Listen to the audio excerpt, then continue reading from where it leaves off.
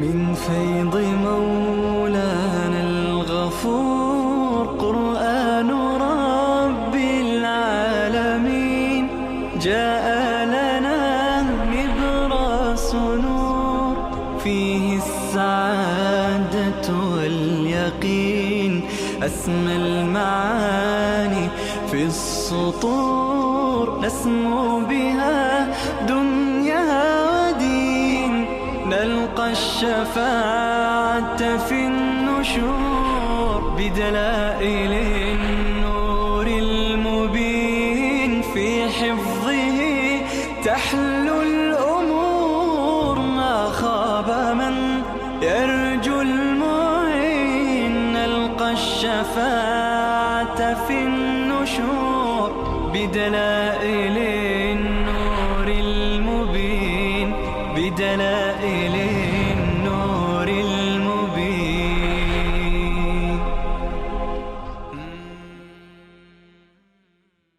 أعوذ بالله من الشيطان الرجيم. بسم الله الرحمن الرحیم. الم تر الی ربک کیف مد الظل. در ابتدای سوره عرض کردم که برای اثبات مسئله در این سوره 13 تا دلیل عقلی داریم. این دلیل چهارم است. 3 تا را قبلا خواندیم، بعدا زجر و توبیخ آمد، بعدا یک سری سلسله دلائل نقلی و نمونه های از انبیاء گذشته و از اقوام گذشته که 7 تا نمونه را به صورت خلاصه خواندیم. حال برمیگردیم به دلیل عقلی. الم تر الی ربک کیف مد الظل. آیا نمی بینی ربت چگونه سایه را کش داده، طولانی کرده؟ بله، سایه به وقت طلوع آفتاب، هنوز آفتاب بالا نزده، طولانی هست. هرچی آفتاب بالا میره سایه چی میشه؟ کم میشه. ولو شاء لجعله ساکنا. اگر الله بخواهد اون را به جای خودش قرار میگذارد، ساکن میگذارد. اما نه، الله کمش میکند، زیادش میکند. ثم جعلنا الشمس علیه دلیلا. خورشید را بر آن دلیل قرار دادیم، یعنی راهنما. هرچه خورشید به افق نزدیک باشد، چه افق مشرق چه افق مغرب، نزدیکتر باشد سایه بیشتر میشه. هرچی از افق دورتر باشه سایه کمتر میشه، تا اینکه خورشید از افق کاملا بین الافقین قرار میگیرد، در وسط آسمان، در زوال سایه وجود ندارد. وقتی که باز میره به طرف افق کم کم سایه از سمت دیگه چی میشه؟ اضافه میشه. این دلیل. ثم قبضناه الینا قبضا یسیرا. سپس ما اون سایه را کم کم جمع میکنیم، قبض میکنیم، میگیریم به سوی خود. قبض یسیر، آسان، یعنی آهسته آهسته. این یک دلیل. دلیل دیگر که دلیل پنجم است، وهو الذی جعل لكم اللیل لباسا. الله آن ذاتی هست که قرار داد شب را برای شما لباسی، همان گونه که لباس شما را می پوشاند، تاریکی شب شما را می پوشاند. و النوم سباتا. و خواب را آرامشی قرار داد. و جعل النهار نشورا. و قرار داد روز را نشور که شما منتشر می شوید، دنبال رزق و روزی می روید. و هو الذی، دلیل ششم، و هو الذی ارسل الرياح بشرا بین یدی رحمته. الله آن ذاتی است که فرستاد بادها را در حالی که این بادها مژده دهنده هستند، بین یدی رحمته، پیش از خودشان رحمت الله را، یعنی پیشا پیش مژده رحمت میدهند. و انزلنا من السماء ماء طهورا. و ما به وسیله همین بادها و ابرها نازل کردیم از آسمان آب پاکیزه. لنحیی به بلدة میتا. تا که زنده بکنیم به وسیله همین آب شهر مرده را، شهر مرده را زنده بکنیم و به وسیله این آب بدیم. و نسقیه مما خلقنا انعاما و اناسی کثیرا. به وسیله همین آب بدیم، بنوشانیم حیوانات و چارپایان را و اناسی کثیرا، مردمان زیادی بیشماری متعددی. خب ببین اینا همه دلیل هستن. شب دلیله، خواب دلیله، باران دلیله، باد دلیله، اینا تمام دلیل قدرت لا یزالن. ولقد صرفناه بینهم لیذکروا، این دلائل را بار بار ما برمیگردانیم، اعاده میکنیم، تکرار میکنیم، آیات را برمیگردانیم با دلائل گوناگون و اسالیب مختلف. همین دلائل شب و روز را الله به چند اسلوب بیان میفرماید، بادها را، ابرها را، بارانها را، لیذکروا، تا اینکه اینا پند بگیرند، موعظه حاصل کنند. اما انسان متاسفانه اکثرش ناسپاس است. الله می فرماید فابا اکثر الناس الا کفورا، انکار کردند اکثر مردم مگر کفورا، مگر ناسپاسی را. چرا قبول کردند؟ ناسپاسی و ناشاکری را. اما الله عزوجل پیغمبرش را تسلی میده، ای پیغمبر من، ای محبوب من، اگر اینها انکار میکنن، ناسپاسی میکنن، ولی خدا به شما جایگاه بسیار عظیم و رفیع عنایت کرده. ما اگر میخواستیم برای هر روستایی، برای هر شهر یک پیغمبر میفرستادیم، ولی این کار را نکردیم. شما را فرستادیم که برای همه عالمیان باشید، برای همه جهانیان باشید. این مرتبه مرتبه کمی نیست. لیکون للعالمین نذیرا خواندیم در ابتدای این سوره که برای همه عالمیان نذیر باشد. لذا الله می فرماید ولو شئنا لبعثنا فی کل قریة نذیرا، اگر ما می خواستیم می فرستادیم در هر قریه نذیر، در هر قریه فرستنده. اما فلا تطع الکافرین، شما به وظیفت عمل کن ای محبوب، اطاعت نکن در تبلیغ توحید با از کافران. هرچی کافران میگویند شما توجه نکن. وجاهدهم به جهادا کبیرا، و با آنان جهاد کن، با آنان درگیر باش، جهاد بزرگ. اینجا با توجه به اینکه مکی هست گفتم با دلائل قرآن و به حکم قرآن. وهو الذي مرج البحرين هذا عذب فرات وهذا ملح أجاج. دلیل هفتم است، دلیل هفتم عقلی هست. الله آن ذاتی هست که مرج البحرین، جاری کرد، ای اجرا، جاری کرد دو تا دریا را که متجاورتین هستند، اینا در جوار همند، با هم متصلند، اما اینها در همدیگر. شما در سوره رحمان خواندید مرج البحرین یلتقیان بینهما برزخ لا یبغیان، دو تا دریا در همدیگه فرو نمی روند، با همدیگه خلط و قاطی نمی شوند. هذا عذب فرات و هذا ملح اجاج. این یکی، این دریا عذب هست، شیرین هست، فرات خیلی شیرین، و اون یکی دیگه ملح شور هست، اجاج یعنی خیلی شور، تلخ، به حد شور که شده تلخ. وجعل بینهما برزخا و حجرا محجورا، خدا بین این دوتا دریا یک پرده معنوی گذاشته، و حجرا محجورا یک مانع بسیار قوی. حجر مانع، محجور همون تأکیدش هست یعنی قوی، که این دریاها آبها در هم دیگه فرو می رود، اما دریای شور شیرین نمیشه، شیرین شور نمیشه. بنده خدمت شما عرض کردم که علامه شنقیطی رحمه الله که صاحب تفسیر اضواء البیان هست، ایشون نوشته من رفتم این دریا، با دوستانم رفتم، این در محیط اطلس است، دریای سنگال.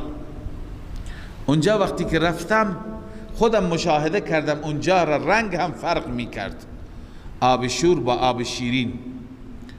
یکی از دوستانم اونجا در داخل دریا خودش را انداخت، عیناً جایی که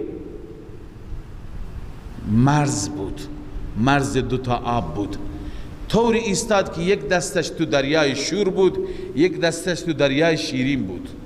زبان زد به این یکی که شور بود، گفت که بر دستش زبان زد، گفت شوره. و این یکی که شیرین بود بر دستش زبان زد و چشید، گفتی شیرینه.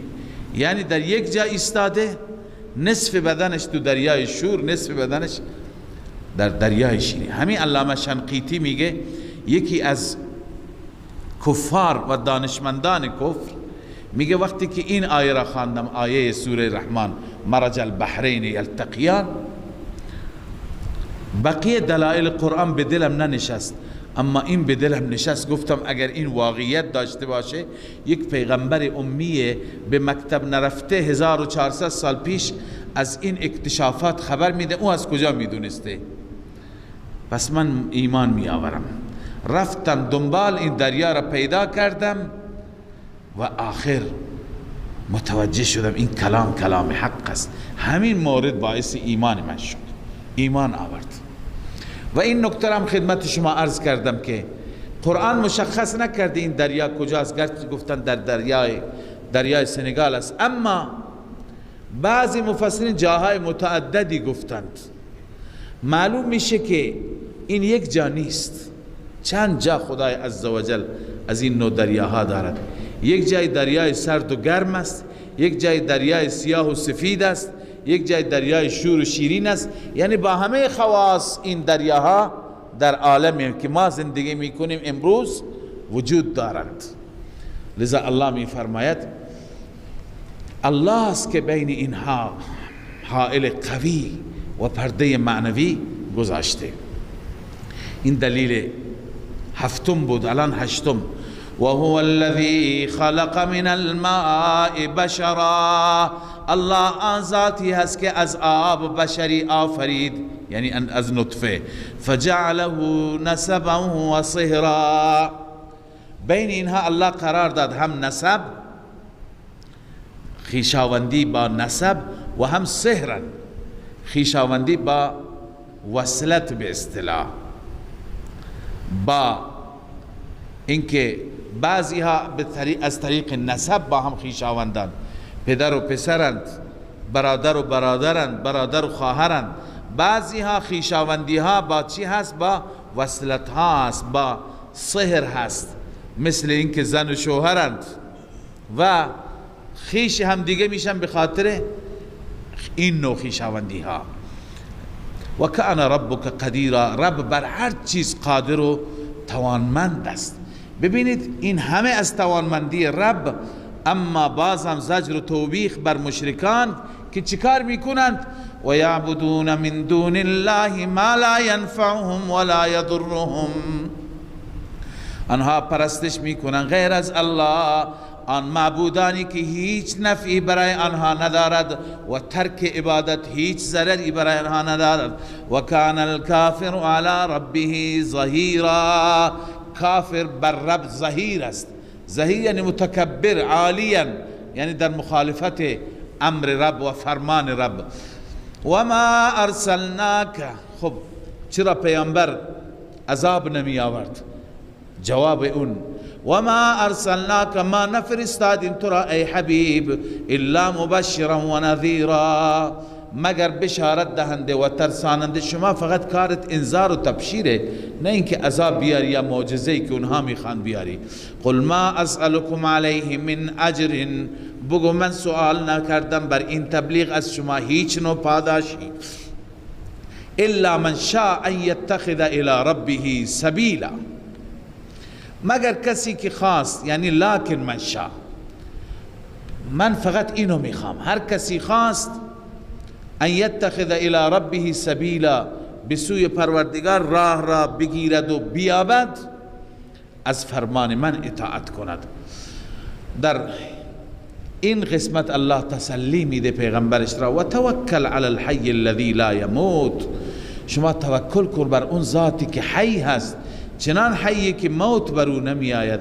و سبح بحمده، سه تا اصل الله بیان فرموده، یک توکل، دو تسبیح، سه تحمید که هر سه تا توحید است. و تسبیح پروردگار را و حمد رب را بیان کن. و کفا به بذنوب عباده خبیرا، اگر دیگه هیچ گواه و مدرکی نباشد الله کافی هست از نظر این که نسبت به ذنوب بندگان خبر دارد.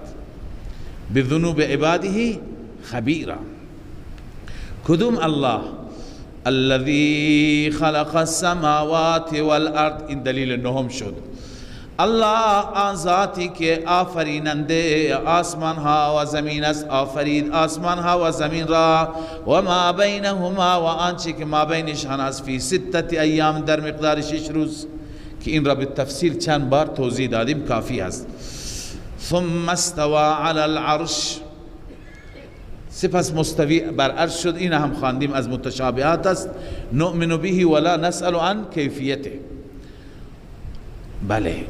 الرحمن فاسأل به خبیرا. الرحمن یعنی هو الرحمن، اون ذات رحمان است. فاسأل به خبیرا، از او سوال کن از نظر خبیر. دو تفسیر دارد. یکی این که فاسأل به خبیرا، شما درباره اون از یک خبیر بپرس. خبیر یعنی عالم. فاسأل عنه رجلا عالما عارفا یخبرک برحمته. اگر تو نمیشناسی، تو معرفت نداری، بپرس از مرد عالمی که از رحمتش برات بگه. فاسأل به ای فاسأل عنه خبیرا. تفسیر دوم این که مراد از خبیر ذات الله عزوجل است. فاسأل به خبیرا، ضمیر بهی به همین اشیاء مذکوره که خواندید، یعنی درباره این مسائل، اینها همه دلایل توحید بود نه؟ درباره اینها از خبیر بپرس، از ذاتی که از همه چیز خبر دارد. تفسیر خازن اینجور نوشته ایها الانسان لا ترجع فی طلب العلم بهذا الى غیری. ای انسان درباره این مسائل از به کسی دیگر رجوع نکن، از کسی دیگر نپرس، بلکه فاسأل عنه خبیرا و هو الله تعالی. از این مسائل از خبیر بپرس که الله عزوجل است. پس او رحمان است. اما مشرکین بدبخت رحمان را قبول نداشتند، رحمان را نمی شناختند.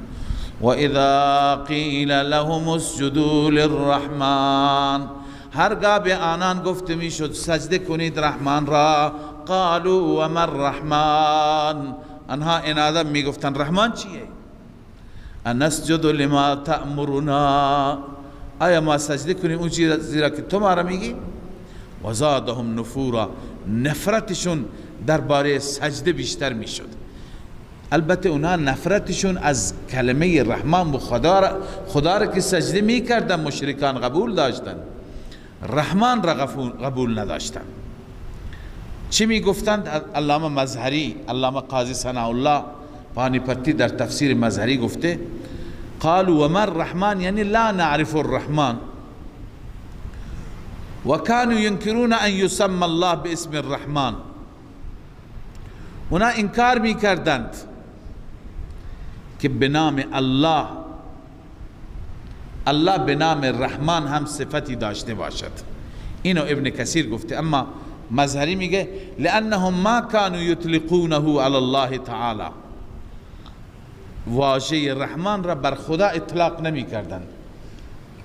العیاذ بالله به دیگران می گفتند رحمان، به مسیلمه کذاب حتی می گفتند.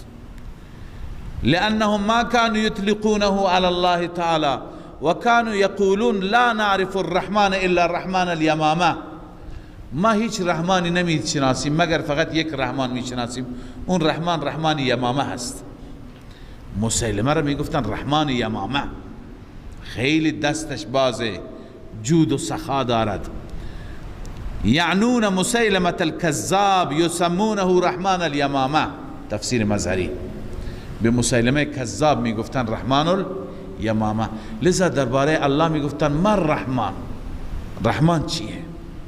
به این خاطر نسبت به کلمه رحمان اونها حساسیت داشتن، چون که جاهل بودن، شناخت نداشتن، معرفت نداشتن. تبارك الذي جعل في السماء بروجا وجعل فيها سراجا وقمرا منيرا. در ادامه دلائل عقلیه این دلیل دهم است. دلیل دهم عقلی بر توحید و اثبات توحید الله عز وجل. الله ضمن اینکه دلیل را بیان می فرماید، مدعا را هم اعاده می فرماید. برکات فقط از اوست، برکات دهنده فقط اوست. اون ذاتی که الذی جعل فی السماء بروجا، در آسمان برای شما برج قرار داده. ما برج را قبلا خواندیم، یکی از دو تفسیر. برج یا نام کواکب سیاره هست، یا برج منازل کواکب هست، منازل خورشید هست، منازل ماه هست که در اون منازل قرار میگیرند. و جعل فیها سراجا و قمرا منیرا. الله آن ذاتی هست که در این آسمان چراغی قرار داده، چراغ که خورشید باشد، و قمرا منیرا، و ماهی که روشن هست. واقعا وجود خورشید و خود خورشید، انسان اگر فکر بکند، و ماه آیات بزرگی هستند از آیات رب العالمین که اینها بالاتر از فهم انسانند. به چه صورت خلق شده، چگونه انجام مأموریت می کند. و هو الذی جعل اللیل و النهار، دلیل 11 عقلی هست که اینها همه دلائل در گذشته ما خواندیم. و هو الذی جعل اللیل و النهار خلفة. خلفه یعنی خلیفه، هم جانشین، یکی میره یکی میاد. مثلا الان نهار است، نهار میره، خلیفهش کی میشه؟ جانشینش شب میشه. شب میره، باز خلیفهش نهار میشه. لمن اراد ان یذکر او اراد شکورا.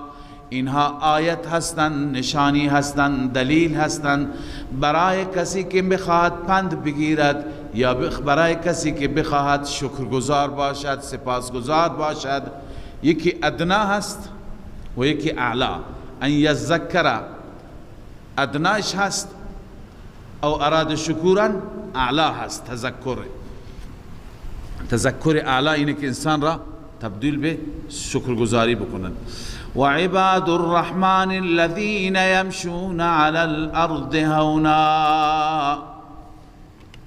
الله عزوجل در این بخش خواصی که از این دلائل خوب بهره میگیرند، خوب استفاده میکنند، استقبال میکنند، و بعد در نتیجه صفات محبوب، صفات خوبی در وجود اونها پیدا میشه. لذا خواص اونها را بیان فرموده. و عباد الرحمن، خواص الله عزوجل، بندگان خاص الله تعالی و بندگان خاص رحمان کیا هستند؟ الله تعالی چند صفت اینجا برای عباد الرحمن بیان فرموده. رزقنا الله و ایاکم. اولی الذین یمشون علی الارض هونا. این تواضع باطنی هست. آنانی هستند که بر زمین هونا با نرمی می روند، یعنی در دل تواضع دارند، لذا با آرامش، با نرمی در زمین راه می روند. و اذا خاطبهم الجاهلون قالوا سلاما. هرگاه جاهلان اونا را مورد خطاب قرار می دهند، برای بحث، برای جدل، قالوا سلاما. این سلام به معنی چی هست؟ ترک نزاع هست، ترک مجادله هست، ترک بحث هست. والذین یبیتون لربهم سجدا و قیاما، صفت دوم کسانی که شب میگذرانند برای ربشان در حالی که سجده کننده و قائم هستند، قیام میکنند. یعنی هم الله عزوجل را سجده میکنند، هم قیام در محضر الله تعالی دارند. شب به غفلت نمیگذرد، به خواب و خدا فراموشی نمیگذرد. والذین یقولون ربنا اصرف عنا عذاب جهنم، آنانی هستند که این گونه مناجات میکنند با ربشان، ربنا اصرف عنا، بار الها دفع کن، دور کن از ما عذاب جهنم را، ان عذابها کان غراما. همان عذاب جهنم چی است؟ غراما. غرام به معنی لازم، ای الشر اللازم،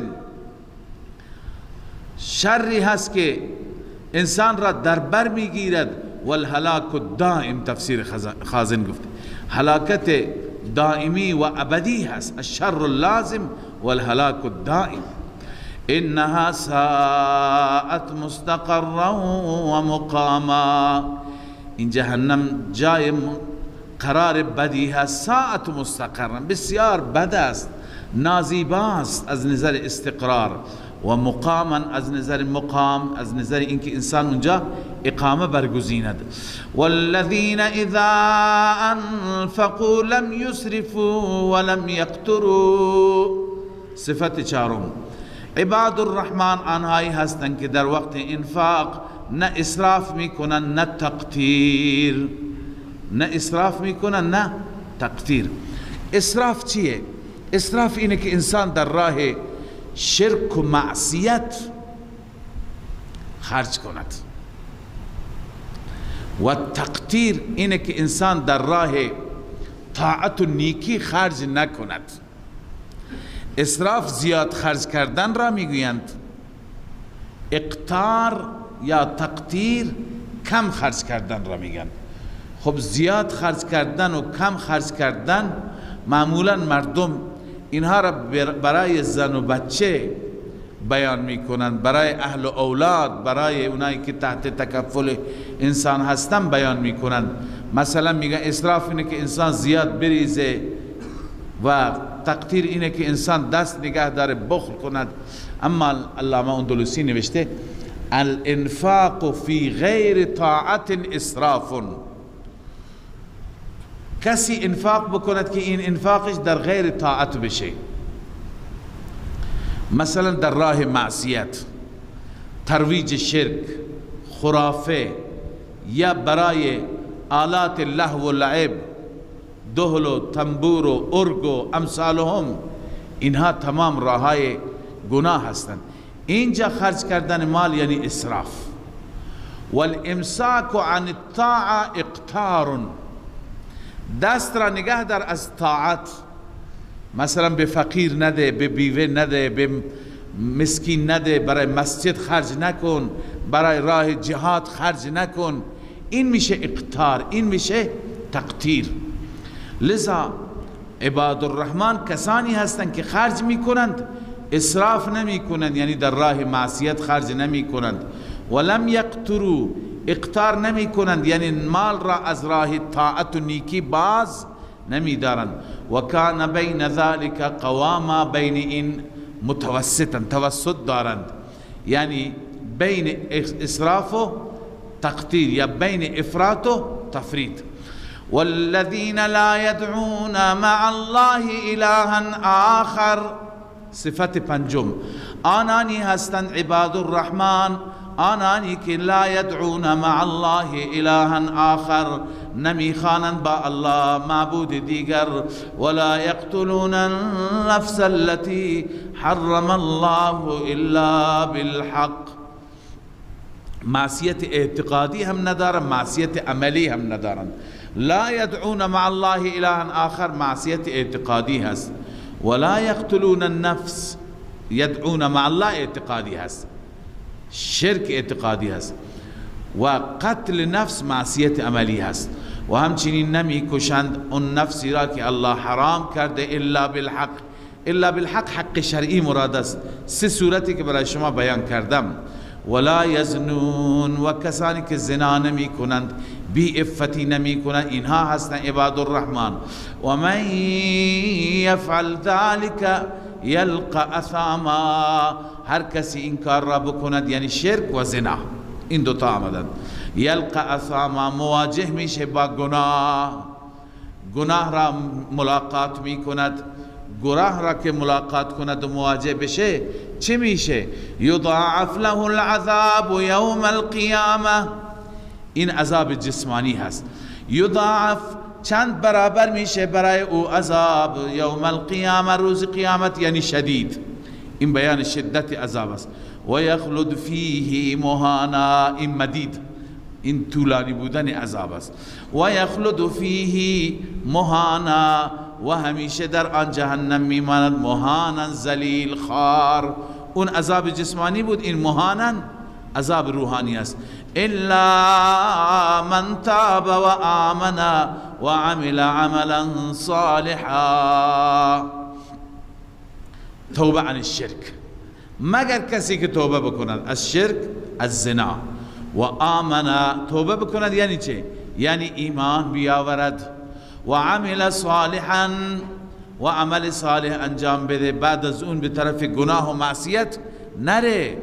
الله فرموده فاولئک یبدل الله سیئاتهم حسنات، این انسان ها کسانی هستند که تبدیل می کند الله سیئاتشان را به حسنات.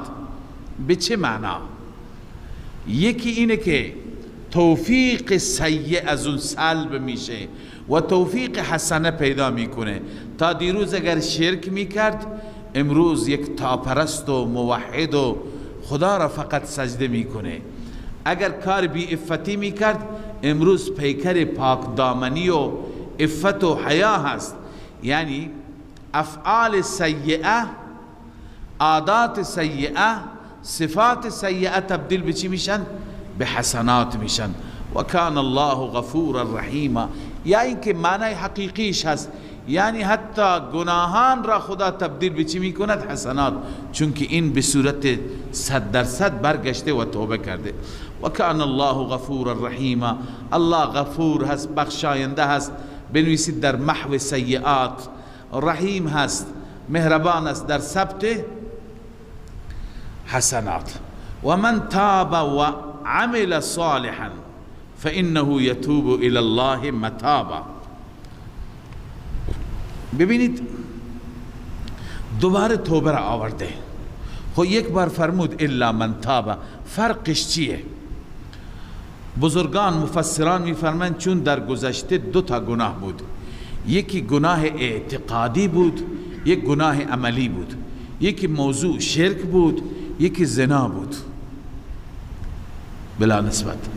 حال دو تا توبه لازم است، یک توبه از عقیده و از عقیده شرکی و از کفر. الا من تاب و آمن و عمل صالحا، اون بحث توبه عن الشرک است.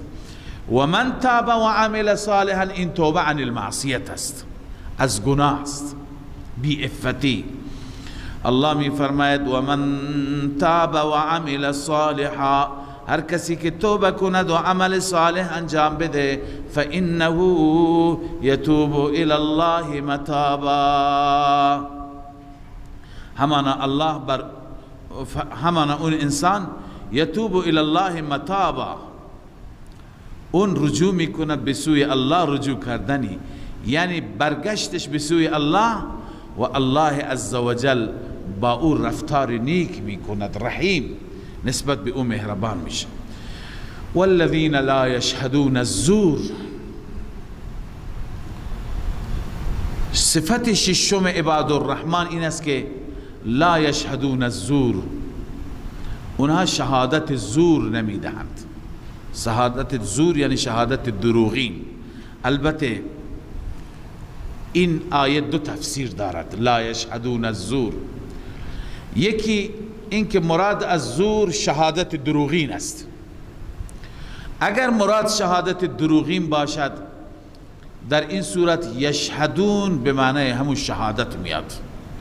لا یشهدون الزور یعنی مراد این است که اونها به دروغ در محاکم قضایی گواهی نمیدهند. بعضی مردم هستند ایمان ندارن، به دروغ گواهی میده، به نفع فامیلش، به نفع قومش، میخواهد که او را غالب بکند. پس مؤمنان عباد الرحمن شهادت دروغی نمیدهند. این یک معنا. یکی دیگه این که زور به معنای شرک، به معنای معصیت. بعضی گفتن زور یعنی شرک، بعضی گفتن زور یعنی معصیت، مجالس لهو و لعب، مجالس موسیقیات، ارگ و دهل و اینها. پس اگر زور به این معنا باشد، لا یشهدون اینجا به معنی شهادت نیست، اینجا به معنی چی است؟ به معنی حضور است. لا یشهدون یعنی حاضر نمی شوند. لا یشهدون یعنی چی؟ حاضر نمی شوند در مجالس شرک، در مجالس لهو و لعب، در مجالس موسیقیات، ارگ و غیره. لا یشهدون به معنی حاضر نشدن است. یعنی هر جایی که معصیتی باشد در اون مجلس اینا نمیرند، در مجلس طاعت و بندگی میروند. چنانچه علامه اندلسی در بحر المحیط هر دو تفسیر را آورده. الظاهر ان المعنى لا یشهدون بالزور او شهادت الزور، قال علی والباقر. این دو بزرگوار گفتن به معنی شهادت زور، فهو من الشهادت، پس لا یشهدون از شهادت میشه. او المعنى لا یحضرون من المشاهده، از مشاهده میشه، یعنی حاضر نمیشوند. و الزور الشرک و الصنم او الكذب او آلت الغنا. چندین تفسیر کردن زور را، آله غنا، شرک، کذب. پس در این مجالس حاضر نمیشوند. و اذا مروا باللغو مروا کراما، هرگاه در از مجلس لغو رد میشوند بزرگوارانه رد میشوند، با وقار و با متانت رد میشوند. یعنی چه؟ یعنی نمی ایستند در مجالس لغو، شریک نمی شوند، آلوده نمی شوند. مجالس لغو هم لغو یا شرک است، یا چنانچه خواندیم تفسیر ابن عباس بود، یا لغو تمام گناهان، معاصی. هر مجلسی که مجلس معصیت باشد این عباد الرحمن با وقار و متانت رد میشه، اونجا خودشون را آلوده نمی کنند. صفت هفتم عباد الرحمن: والذین اذا ذکروا بآیات ربهم. عباد الرحمن آنهایی هستند که هرگاه پند داده می شوند، تذکر داده می شوند نسبت به آیات رب، لم یخروا علیها صما و عمیانا، نمی افتن بر آن کر و کور. منظور اینه که ناشنوا و نابینا نمی روند، بلکه چشمانشون را باز می کنند، گوشهاشون را باز می کنند، به آیات رب خوب توجه می کنند، خوب نگاه و مطالعه می کنند، خوب گوش می کنند، برای خودشون درس می گیرند. کر و کور مثل مشرکان صم بکم رد نمی شوند. و نوع هفتم: والذین یقولون رب. هشتم صفات عباد الرحمن. عباد الرحمن کسانی هستند که میگویند ربنا هب لنا من ازواجنا و ذریاتنا قرة اعین. پروردگارا ببخش برای ما از سوی همسران ما و اولاد ما خنکی چشم. یعنی محیط خانواده چنان باشد که باعث خنکی چشم و شادی قلب بشه، سرور قلب بشه. واقعا خانواده و کانون خانواده میتواند باعث مسرت قلب و خنکی چشم بشه، هم میتواند باعث غم دل و سیاهی چشم بشه. وقتی که خدای عزوجل بر کسی این مصیبت را بیاره که در خانواده مشکل داشته باشه، فرزند ناصالح باشه، زن ناسازگار باشه، زندگی تبدیل به جهنم میشه.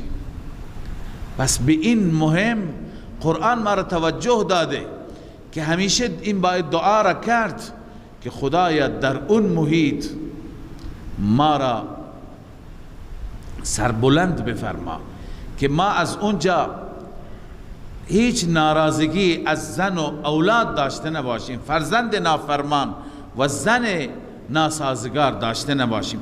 واجعلنا للمتقین اماما، مرا الگویی برای متقیان بگردان. امام پیشوا، منظور الگو که بقیه از ما چی بکنند؟ تبعیت بکنند. معنیش اینه که در باب تقوا ما در حد عالی باشیم که بقیه از ما تأسی بگیرند. لذا اینها صفات عباد الرحمن بودند، صفات بندگان ویژه الله عزوجل بودند، یا بگیم صفات خواص که الله تعالی بیان کرد تا ما تک تکمون از این صفات تأسی بجوییم. لذا الله می فرماید کسانی که این صفات هشتگانه را دارند اولئک یجزون الغرفا، این افراد، این گروه کسانی هستند که پاداش داده می شوند. غرفه یعنی کاخها و قصرهای بهشتی، بما صبروا، بسبب اینکه اینها استقامت کردن در دین، صبر کردن. اونجا چه خبره در بهشت؟ و یلقون فیها تحیة و سلاما، و مواجه می شوند در آن بهشت با تحیه و خوش آمدگویی و سلام. همش خوش آمدگویی، سلام، همش کلمات زیبا می شنوند، نازیبا نمی شنوند. خالدین فیها، همیشه و همواره در آن بهشت می مانند.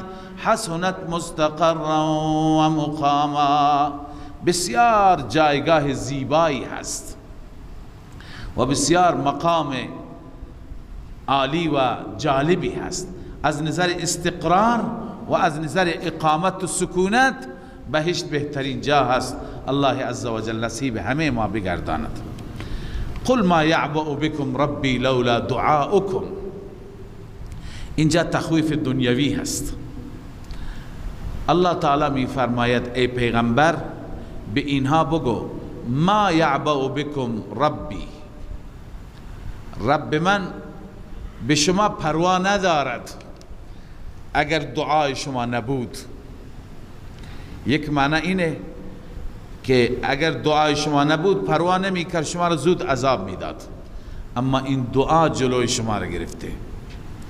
یکی دیگه اینه که گفتن لولا دعاؤکم جداگانه هست، شرط است، لعذبکم جزا مقدر است.